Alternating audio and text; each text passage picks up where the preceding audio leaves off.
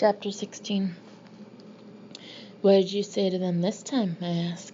I'm following Michael out of the dining room. He answers over his shoulder. I'll tell you in the limo. We bolt from the restaurant and Michael takes my hand. Then he lets go right away and starts to yell.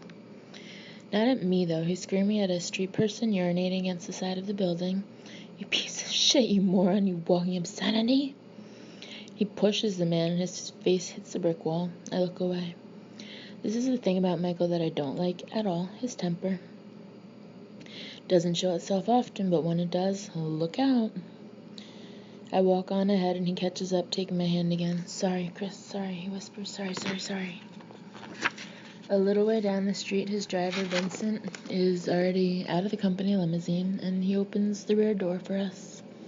Didn't even notice he was parked there when I arrived. Here, Vin, says Michael, handing him a folded $100 bill. Can you buy me a pack of Luckies, please? Michael doesn't smoke.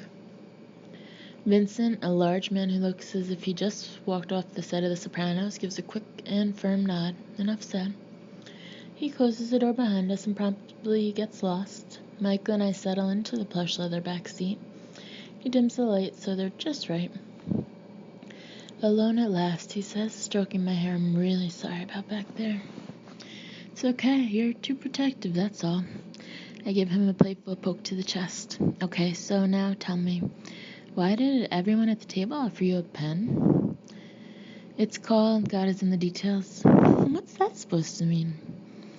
Michael unbuttons my jacket and begins to kiss my neck. He's a terrifically good kisser and massager and tickler. I told him my secretary had brought some contracts that I'd forgotten to sign earlier today back at the office. He slides his hand underneath my sweater, unhooking my bra. Then, for good measure, I told them I didn't have a pen on me. Suddenly, they're all so busy looking for one that they never bother to wonder if I'm actually telling the truth. He cups my left breast, caressing it slowly. He's a good breast cupper and caresser, too. Michael definitely has the touch. That's what separates the good liars from the bad ones, going the extra mile, adding that little nuance. Details, my dear. You're crazy, you know that, I say. Crazy for you, anyway. Then Michael reaches down and begins to unbutton my jeans. I can feel myself getting wet and incredibly hot. Wait, stop, hold it.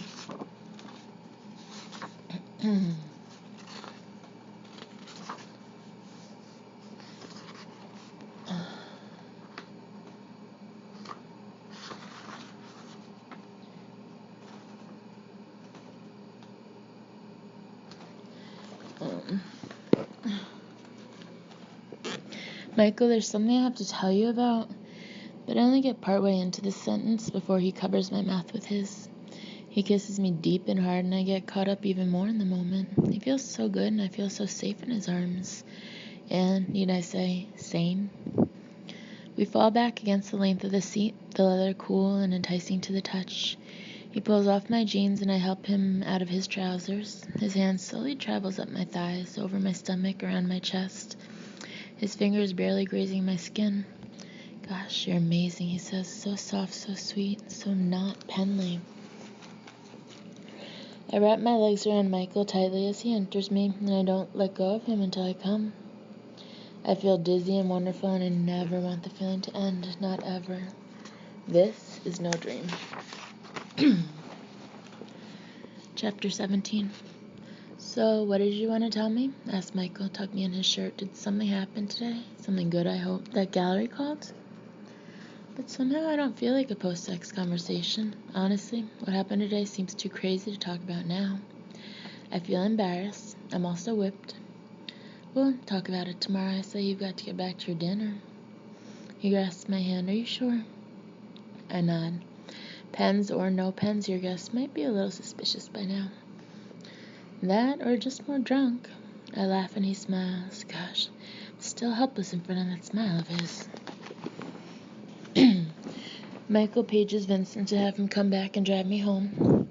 Putting down his BlackBerry, he begins to fidget with his tie. Here, I say, let me do that. As I flip up his collar and straighten the knot, always a double Windsor, he gently caresses my cheek. I love you, I adore you, you know that, right? He asks. Do I? You better. I give him the look, the same look I've been giving him for months now. He knows what's coming next and playfully rolls his eyes. Go ahead and say it, Chris. You bet I will. I lean over, whispering in his ear the 2 words that will make all the difference, the one thing he absolutely needs to do. Dump Penley. For some added incentive, I gently lick his ear and blow. He recoils like a little boy being tickled. Kinda like that too, his vulnerability at times. I'm working on it, he assures me. Truly. He reaches into his pocket, and in the meantime, there's this. He pulls out a narrow rectangular case, red leather with a white bow. I can feel the smile breaking out on my face. Oh, you're scoring some huge points tonight, Turnbull. I do play to win, don't I? He places it in my hand, and no, it's not a pen. It certainly isn't. Slowly, I open the elegant case, the hinges providing just enough tantalizing resistance. Then I stare in disbelief. It's a bracelet, a diamond and sapphire bracelet. The sparkle is so bright my hands are glowing. It's so beautiful, I gush. Just like you, says Michael. Here, put it on. No, let me do it for you. He gently snaps it around my wrist and I can't take my eyes off it. Partly because I love it, but mostly because it's from him. So do you like it, he asks. Then his voice becomes low and soft. I'm always afraid when I pick out things for you. I want you to be happy. I love it. I love you. Good answer. I kiss and hug him, squeezing tight. Thank you. Let me see that wink of yours, Michael says. So of course I wink. My killer wink. Just promise me one thing, he says with a grin. What's that? Don't wear it to work.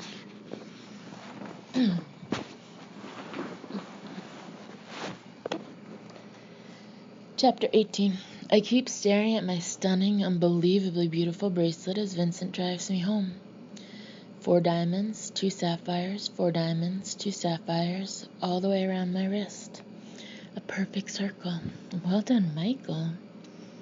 It's almost enough to make me forget why I came rushing down to see him in the first place. Not quite, but almost. I'm certainly glad I did, though.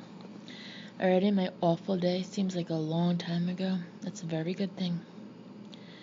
The limo eases to a stop at a red light, and Vincent asks me if the temperature is okay back there. I glance up at the nape of his thick neck, where a jagged scar protrudes from beneath his shirt collar. It's fine, I answer. No, it's perfect. Thank you for asking, Vincent. He's driven me home a handful of times, and we've yet to have what could be considered an actual conversation, though he's always very nice to me. It's funny how big guys like him are never much for small talk. Then again, it could also be due to my feeling a bit awkward around him. I mean, he knows what's going on. In a way, he's a conspirator. Michael says he trusts the big guy more than anyone, and by all indications, he has every reason to. Vincent has been his driver for over 9 years. Not only does he predate me, he predates Penley. Still, it makes me a little uncomfortable that he knows about us, that anybody does. We ride the remaining blocks in silence, and my eyes take turns between the bracelet and the view out my window. The glistening lights, the people, the buildings, the city can be so hypnotic at night. Here we are, Miss Burns. As he always does, Vincent steps out and opens the door for me in front of my building. I take his arm at the biceps, and he guides me to the curb. Thank you, I say. You're welcome. Closing the door behind me, Vincent is about to climb back into the limo. I feel as if I need to say something, though I'm not sure what. Anything, I suppose, to ease the awkwardness. It's about time we said something beyond general niceties. Can I ask you a question, Vincent? He turns to me. Yes, Miss Burns.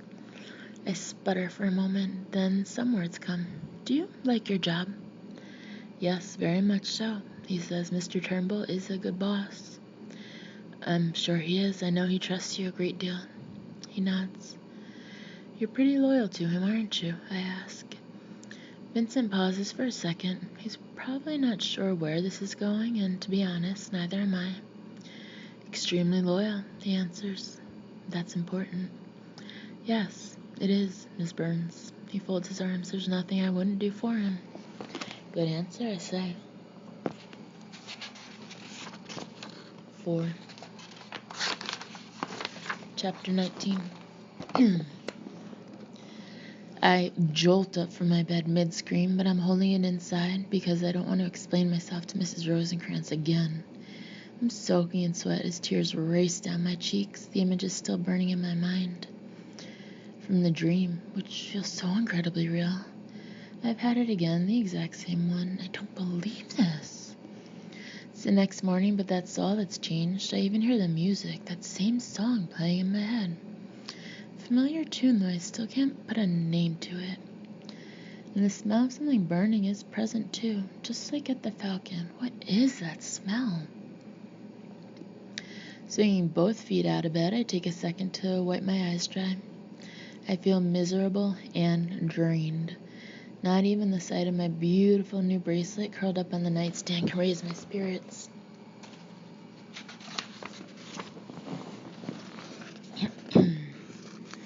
It isn't as if I've never had a recurring dream before. I've had plenty. Only they're the ones you read and hear about. The anxiety dreams apparently everyone shares, like being naked in public or showing up unprepared for the big college exam. This one is different. This dream seems to be all mine, nobody else's. The Falcon Hotel. Why there, of all places? 4 dead people? Who were they and how did they die? I check my alarm clock. Like yesterday, it's a few minutes before 6. I can sleep a little more if I want to. Yeah, right. As if I really want to invite the dream to come back. Dragging myself to the bathroom, I immediately make the mistake of looking in the mirror. Ouch. This could be worse than yesterday. Staring back at me could easily be the before picture of a facelift.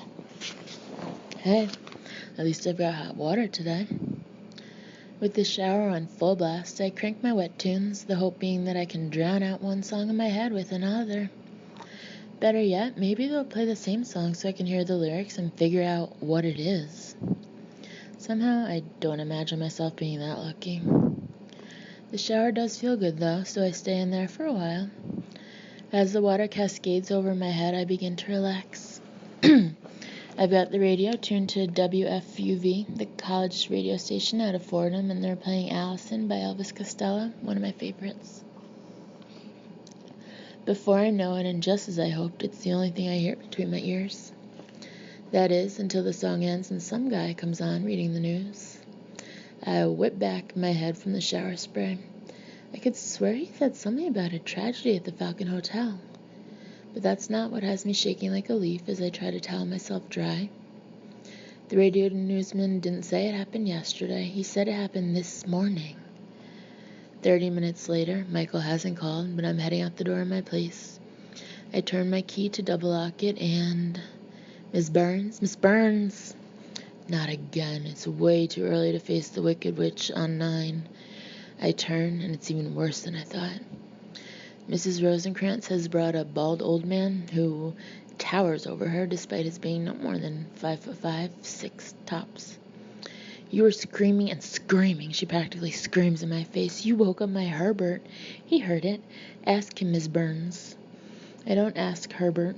I scurry away. I don't even use the elevator. I take the stairs. Hurry.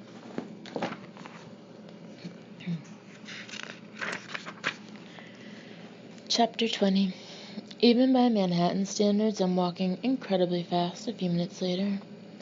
People are parting for me left and right. I'm a sidewalk Moses. Next stop, the Falcon Hotel. Probably the last place in the universe I want to visit, but I have to go there. Sure, a cab would be quicker, but I'd prefer not to freak out while trapped in a moving vehicle. No wonder I'm thinking again about my ex-shrink, Dr. Corey. While puffing away on his pretentious pipe, he would espouse these little self-help mantras, things like hang tough and face your fear, and you have to take responsibility for your own life. Back then, I thought they were all pretty silly cliches, not unlike a psychiatrist who smokes a pipe. Yet, here they are, sticking in my head, a blast from the past, and they actually seem to be working a little. I pick up the pace, only a few more blocks to go. I can feel the undertow grabbing hold now, sucking me in. Why am I so drawn to this hotel? Well, I happen to know the answer to that one, but it's a secret I'm taking to my grave. The secret of the falcon. Reaching to my side, I pat my shoulder bag for the outline of my camera. I know it's there. I checked as always before exiting my apartment, but I'm leaving nothing to chance. The speed walking breaks into a jog as I cross over Park Avenue at 68th Street. Up ahead around the corner on Madison is the falcon. My heart starts to pummel my chest and I can feel the veins in my neck throbbing.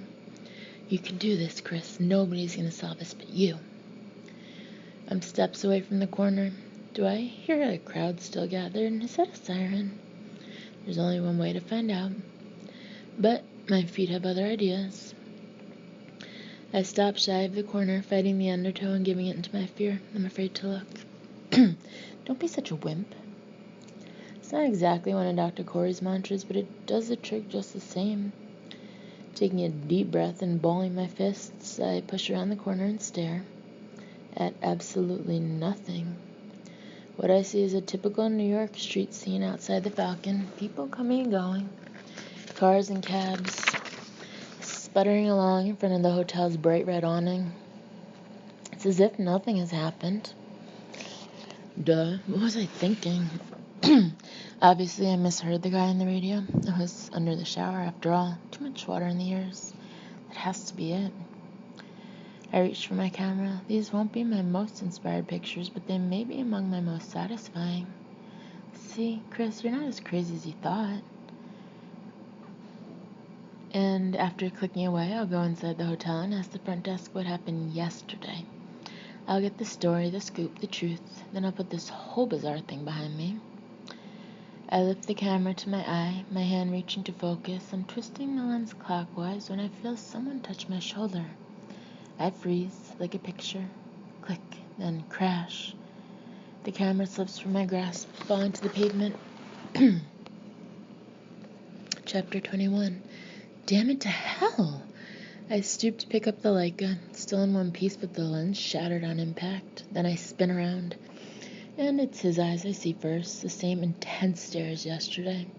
It's that detective, the thin, older man who smells of aftershave and tobacco and has that look that says, I know you did something. He stands there dressed in what appears to be the same dark gray suit, and as I try to catch my breath, he says nothing, not even, sorry I startled you. Instead, he seems to be suppressing a smile. What, this is funny to you? Suddenly, I don't care how foolish I might look to him. Do you always sneak up and scare the hell out of people? I ask him angrily. You have some nerve. I was hardly sneaking, he says. I watch as he pulls out a pack of Marlboros, shaking a cigarette loose. His hands are huge, knotted, and gnarled. This guy works for a living. So, what brings you here? He asks, lighting up, then inhaling deeply, enjoying it. Or should I say, what brings you back here? It's a simple question, certainly not unexpected given the circumstances. Still, I immediately get this vibe from him. He isn't so much asking as he is interrogating. I'm on my way to work, I answer. This is the route I take every day, most days. He exhales a thin stream of smoke from the corner of his mouth. You want one? He asks, extending the pack. No thanks. You sure? I don't smoke, I say. You used to, though. What makes you think that? The way you're looking at the cigarette, he says. Desire is an easy read with people, especially with the things we know we shouldn't do. I'm a detective, homicide. He's right. I used to smoke, more than a pack a day, in fact. I started after I moved to New York. Not that I'm about to admit it and give him the satisfaction. He takes another long drag and continues to stare at me. Of course, there are so many things that can kill you in this city. What's one more? It's a perfect opening to ask him what happened. Who were the people in the hotel and how did they die? But again, there's that vibe. Is he trying to get me to talk about it? If so, why? What could I know about four strangers? What brings you back here? I ask instead. And like that, he grins. Not unpleasantly, and he seems more human.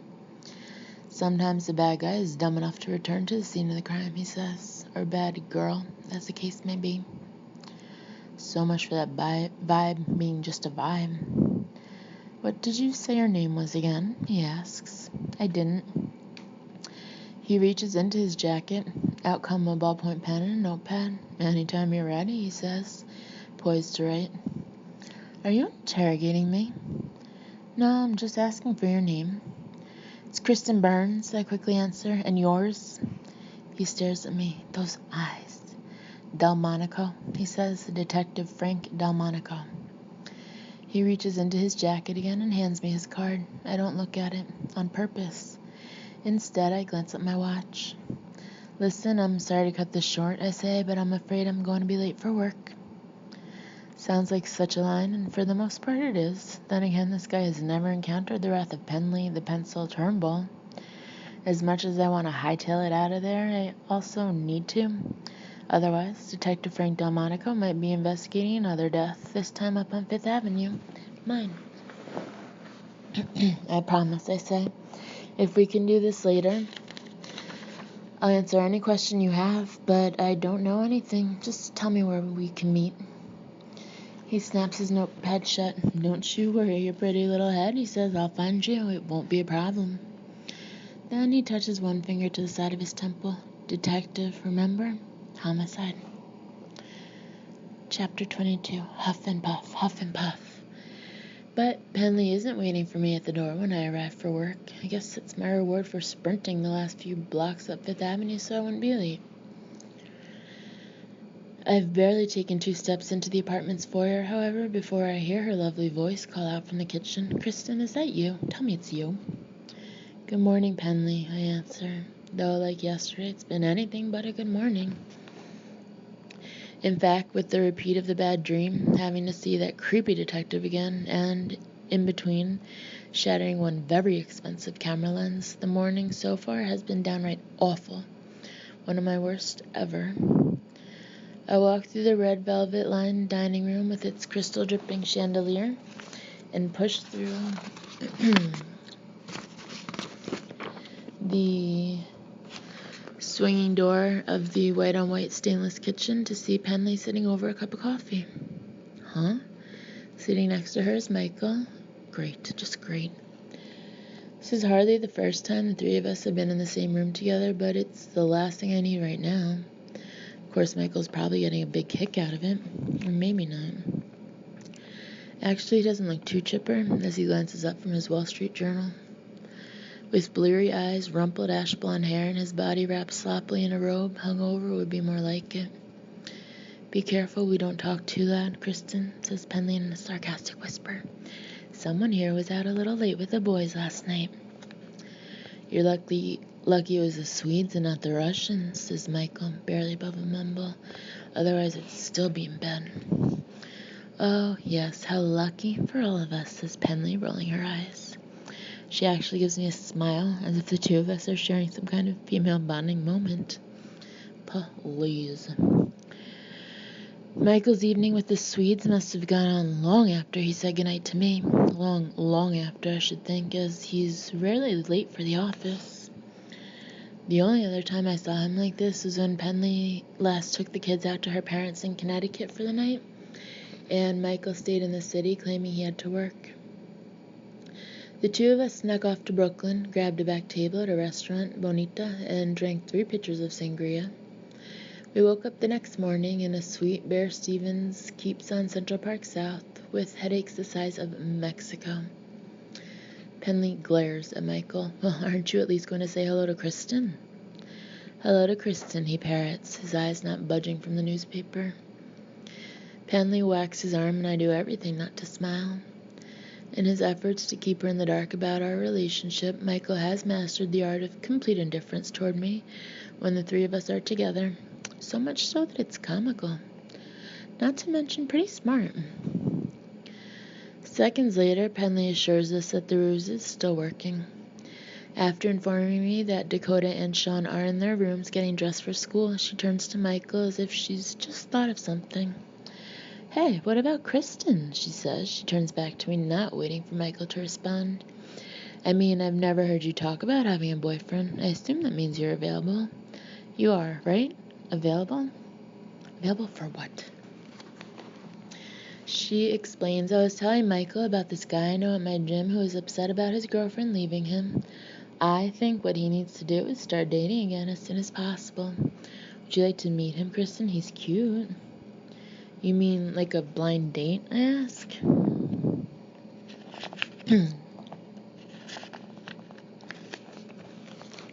Call it whatever you want. I glance at Michael, who raises an eyebrow. His ignore Kristen facade looks to be crumbling at the prospect of my going out with another guy who is quote-unquote cute. Nonetheless, there's not much he can do or say at that moment, and we both know it. Gee, Penley, I don't know, I hedge. She shrugs. What's there to know? Unless, of course, you're gay, which is nothing to be ashamed of, mind you. You're not a lesbian, are you, Kristen? You can tell me. I shake my head, utterly speechless. Oh, goody, it's settled then, says Penley over the moon.